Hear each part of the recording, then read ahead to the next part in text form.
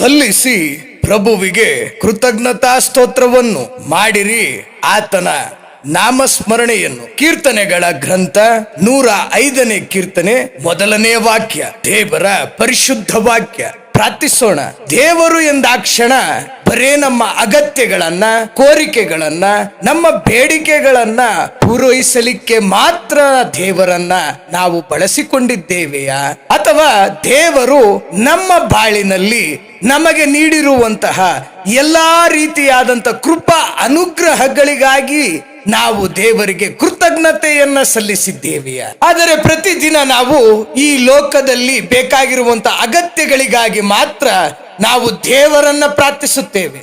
ಆದರೆ ಆ ಅಗತ್ಯಕ್ಕಿಂತಲೂ ಹೆಚ್ಚಾಗಿ ದೇವರು ಆತನ ಉಸಿರನ್ನ ನಮ್ಮ ದೇಹದಲ್ಲಿ ಇನ್ನೂ ಉಸಿರಾಡಿಸುತ್ತಿರುವುದಕ್ಕಾಗಿ ನಾವು ದೇವರಿಗೆ ಯಾವತ್ತಾದರೂ ಕೃತಜ್ಞತಾ ಸ್ತೋತ್ರವನ್ನ ಸಲ್ಲಿಸಿದ್ದೇವೆಯಾ? ಎಷ್ಟೋ ಜನ ಈ ದಿನವನ್ನು ಕಾಣಲು ಬಯಸಿದ್ದರು, ಅತಿಯಾದಂತ ಆಸೆಯನ್ನ ಪಟ್ಟಿದ್ದರು, ಅವರದೇ ಆದಂತ ಒಂದು ಶೆಡ್ಯೂಲ್ ಅನ್ನ ಹಾಕಿಕೊಂಡಿದ್ದರು. ಆದರೆ ಈ ದಿನ ಅವರು ಲೋಕದಲ್ಲೇ ಇಲ್ಲವಲ್ಲ. ಆದರೆ ದೇವರು ನಿನ್ನನ್ನ, ನನ್ನನ್ನ ಈ ದಿನ ಆ ದೇವರ ಉಸಿರನ್ನ ನಮ್ಮ ದೇಹದಲ್ಲಿ ಉಸಿರಾಡಿಸುತ್ತಿದ್ದಾರಲ್ಲವೇ?